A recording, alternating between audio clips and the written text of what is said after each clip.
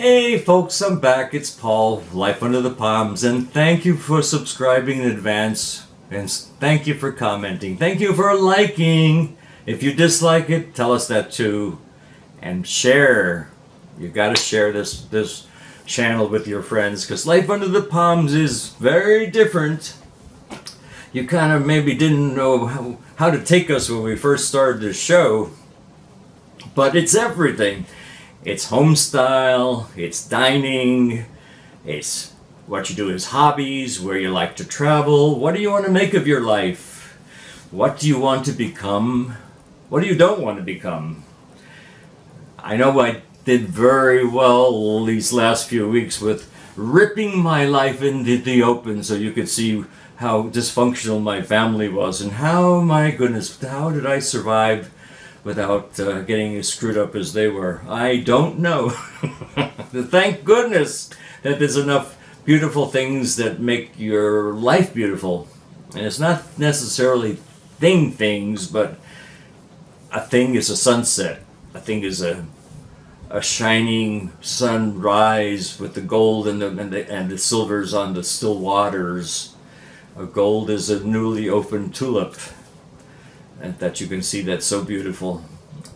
Another thing is up further north in this wonderful continent of North America is when the lilac trees come out with their beautiful purples and pinks and massive amounts of flowers that you could bring in by the arms full and put them in the house to have your house smell just like heaven for 2 or 3 weeks. So every place has got some beauty. Everything has got something to like. If you're depressed, go to your doctor and tell them to give you a medicine that will help you clear the fog out of your head, because nothing's worth being that down about. It really isn't. Because whatever we're going through has been done before, and people have gone through it before. And unfortunately, in human history, there are repeats. You know, that's what I'm trying to make sure, that we don't repeat a lot of the bad stuff, but we do repeat the good things. Wonderful art, wonderful music, wonderful architecture, wonderful landscape architecture. Things that people will revel in 200 years from now and saying what a great culture they were. Or if we happen to be more of a global community, people from China saying, gee, I thought their stuff was junk in the suburbs of the USA, all these strip shopping centers. Well, maybe they're not going to be so much junk. I see that every day. That's very easy to notice. But hopefully some light shines upon and within people's brains, and their heart does guide their brain and their mind and their thinking, and they start to say, hey, wait a minute. I'm not going to do things for just our lifespan. I want things to last, and I want them to be appreciated. I want us to grow, and we have not grown. And whether it's our video age that has caused us to kind of stagnate and go within as opposed to seek out, you often hear it in our speech patterns. When was the last time, if you were analytical, that you heard a sentence, noun, adjective, adverb, and verb, object of the preposition, what people used to know in terms of construction of a good sentence that you still have? And I'm like, I can't deal with this anymore. No, I'm not like, I cannot deal with this anymore because it's wrong. You don't shortcut words, and don't abbreviate so much. It's not necessary. It's time to get back to basics. We're crumbling in some ways with fundamentals, and fundamentals made the great literature of the ages. Don't fall into the trap of getting lazy. We can't afford that yet. If you don't want to be taken over by another power from a third world, then show that you have something that maybe that's not replaceable, and that people will still pay a difference, for real Dresden china or a real porcelain of a nature scene by Beam or Yadro, instead of just getting the resin copy. You can do that on the cheap. If it's done well and it's done moderately, you're okay. But just know the difference. There's timeless, and then there's schlock. There's forever, and then there was never was, really. Just remember that. Next time you buy your ripped pair of blue jeans that are $300, maybe you should consider a pair of Levi's that haven't been ripped yet, and maybe just time will rip them in a special way. We don't need to have somebody rip them where they think we want them to be ripped. just a thought. Anyway, we're gonna wrap this little this color decorating shapes that go together, incongruities that become congruous together, even when you don't think they could. While I was thinking about what we were going to do to finish, it took me a good bit of while to take care of the basics that we saw. And what I'm going to do here is to show you that all those colors that were together in the rooms we did the kitchen, the living room, and the dining room, and the bathroom, made sense. First, look at this. This is a color wheel of the basic kitchen colors. Remember, it's all against the back white wall. Now, what you have here, generally speaking, as you go from one to everything except the blue on the end, which is a primary color you can cheat with as a major accent. These are all the colors of summer and fall. These are all the colors of nature. Actually, from spring to summer to fall. And that is why that works. They're all on the same spectrum of the color wheel. I wanted to take liberties with a white wall to bring in the blue because it works well with the tan tiles that are on the wall and the tan floor and the white walls, and use it very judiciously but conservatively and consistently. If you had to pick one color that probably dominates in the kitchen, it's probably the reddish or reddish orange. But again, it's the fall colors, and that's why it goes together so well. And just keep that in mind. If you don't know what kind of a pattern you should be using, look to nature to give you that little bit of guide. If you're looking for pastel colors that go together, which was in the patio, as you noticed, and in the bathroom, what did we use? We used the colors of sunset, and they were perfectly harmonious and very, very cooperative to work with. Didn't take much brains there, really, on my part to put them together, and yet you could go through a lot of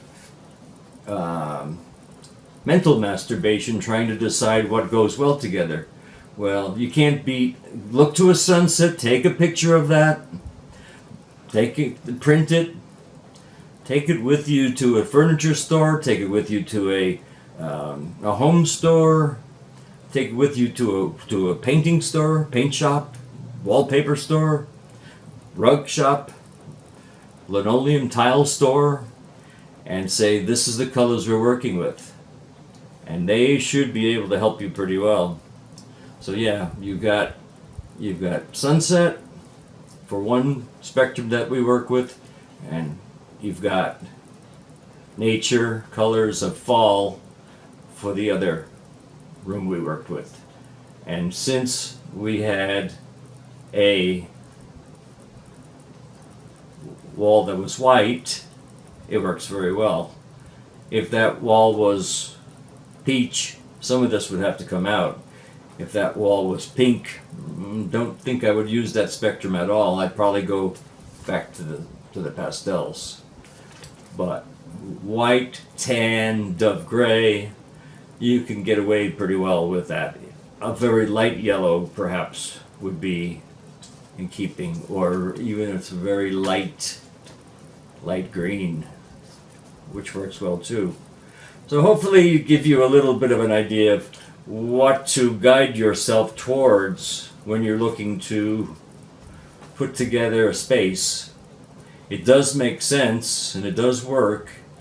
Done it for years, and I think that you'll be proud of the results that you did too. And yes, pick out on one other thing, pick out in collections things that you like, whether it be horses or airplanes, rocket ships, model cars, flowers,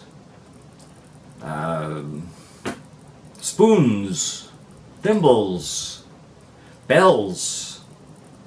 Make your collection be as numerous as it can be and repeat it several places in the room. Nothing worse than spotty collections of diverse different things of one or two of it. It's not a collection, it's a cacophony. But once you start to have, well, we collected in the kitchen, if you counted them, and we have counted them, there's 27 toucans in some form in that kitchen. It's kind of a nice thing to see because you don't know for sure when you're going to be stumbling upon another one. I got to add that onto the spectrum of the count of the toucans. So what we did essentially is, and we're still collecting, though much less now than it had been when it was critical to collect to get this place looking decent. We knew we were in the southern Florida, very sunny, year-round greenery kind of an environment. So that was a help. It gives you a little bit of a guide to what to work with. And looking to the colors of nature, yeah, we had it out there in the yard, and then twice a day when sunrise and sunset comes. That's one good thing about Florida. Don't get me started on the bad things about Florida, but yes, you do have that. The clouds that are near the horizon when the sun is lower in the sky will split the 7-color spectrum up into those lovely colors, and that's why you see some salmon or aqua or peach or mauve sunsets. And when there's a little dust in the air, it gives you a nice sunset also. All that particulate material does add to the effect. So it's not, there's a lot of basics that make it right, but when you decide what you really do like, say football memorabilia, well, you might not want to have that in the whole house. I mean, maybe you do. If you're married, your wife probably doesn't want it in the whole house, unless she's a bigger sports fan than you are. That's always possible. No stereotypes in this channel. Then you can decide to do a room dedicated to that team, and if their colors are blue and gray or blue and red, that's really easy. You can put a room together with that. If their colors are orange and red and brown, again, you could do it. The Miami Dolphins are orange and aqua. Well, matches the environment. That's why they picked that partially, and you can do that pretty well too. Alabama, my favorite football team, is burgundy, crimson, white, and gray and black, and that is pretty easy to work with. In an office, not so easy. I don't think in a bedroom. I don't think I'd want to see that in my bedroom. I want something a little softer. Buy yourself one of these swatches. This was bought on Amazon. I have no interest in promoting their products, but I don't always know where to get these things, and Amazon always has tools that you really could get to benefit. This is a Brazil premium paper swatch book, and it's made in the United States. We're lucky, and you could probably just go to Brazil Color Swatch Book, Bazill, Bazzil in Amazon, and you'll be able to pick one of those up. Remember, somebody's going to win the color wheel after the 21st of April. And this is a very, very good one because it breaks down shades of the colors too. And you could always work in a spectrum of just one color and have everything in the room just be gradient colors from there. You can never go wrong. Look pretty darn brilliant if you do that. Monochrome, that's what they call it, monochrome. But that has to be done carefully. It can be screwed up. So make sure you have one dominant piece in there, and then everything is variations of that shade, and probably the lightest of the shade on the walls, or maybe 3 light walls and 1 dark wall accent. Probably a wood grain floor would be nice for that, or something with the wood grain floor and area rugs on top of that. We want you to be a better person. You can do it. You can do it with the help of a lot of people out there, but I'll be more than happy to do these tutorials for you if you feel like they're helping you. So comment about them. Say what's right, what's wrong, what do you need to see, what you're not seeing, and then give us some information. We got to have feedback. I'm going to go with the assumption that they're helpful until I hear otherwise, or saying that they're helpful. That will be very, very good too, and you'd be good Life Under the Palm friends if you do that, because feedback is essential. The worst thing to do is to pick a topic that's not helpful to anyone. Well, I picked this topic because I know we all learn from it. I have some aptitude that the Supreme Being probably gave me that I had no awareness of before, but seems like it evolved over the several decades that were previous to this. And I'm going to make sure that I utilize it to get you having a better, more comfortable environment. Something easier on your eyes. You work like dogs, we all do. So when you come home, you want something refreshing, relaxing, and comfortable. The worst thing to do is to feel like you're paying for something in your rents or your mortgage payments, and you don't feel that it's a part of you. It's not for just an investment. It's not that great an investment anyway, because it keeps costing you more and more money. You have to really say, this is your nook, this is your little piece of sanctity away from a very crazy world of freeways and factories and pollution and noise and not a lot of nature. So that's the way that we want you to do it here. What do I always tell you? At Life Under the Palms, we make you feel better about yourselves. And so you need to always remember that if you never remember anything else, take the best damn care of yourself, because you're the best friend you'll ever know. Yeah, we love you too, but I can't be in there with your brain, neither can Brad. But you can know when you're not feeling right. And you can know that there might not be a person around that will be able to lift the fog off from you. I would never tell anybody to snap out of it, because it's more subtle than that. But when you're not feeling good inside here and you're feeling like you've been beaten down, just take a look of yourself in the mirror. But first of all, put on something decent that you haven't worn in a while, that you might wear when you're in a happy mood. And that might make a change from a ripped t-shirt. I think it would. Or a beer belly that probably would be better not to be seen, contrary to what some people out there, and I know I've been advised about that prefer our beer bellies to not. But we want you to be your best. Hell, we're only here for 100 years or there, give or take a few. And even if it was 150 years, oh God, let it not be that long. I want my run to be over sooner than that. But just know that there's a lot of life left in you, and there's a lot of surprises. Not every need has been met by people that are living around you right now or in your home. There's always something that everybody can learn or wants to learn, but don't be condescending. Don't tell them they're dopes because they don't know it. Some people are just lucky. They have an affinity for something and they can pick it up more easily. And you're good at something else that other people aren't so good at. I would match your cuisine to mine any day. Mine's just very pedestrian. It fills me up, but I'm not the chef in this family. And yeah, my import to live by is that nature rules. I get very disappointed the further we get away from nature. And it's not just putting up 3 equidistant palm trees or birch trees on a lawn and some boring greenery, like in the original rendering of the artist, is just some curls of circles of swirls of green colored in, or with pencil, some rudimentary spruce trees that are very easy to do that.